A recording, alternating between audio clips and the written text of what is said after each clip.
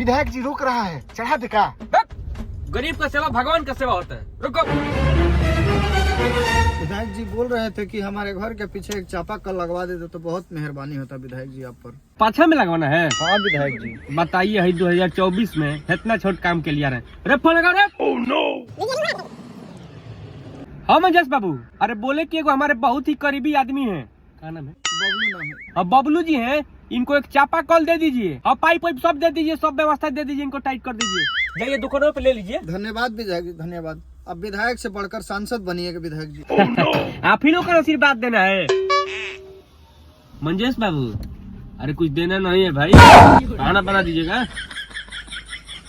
विधायक जी बात तो बड़ी कमीना निकला। इसको कमीना बोल रहे, मारेंगे मुंह में एक थप्पड़। अरे विधायक जी आपको नहीं, उसको बोले जो आया था उसको बोले। अच्छा सब ठीक। विधायक अपने बीवी बच्चा के लिए बने हैं कि सेवा करने के लिए बने हैं?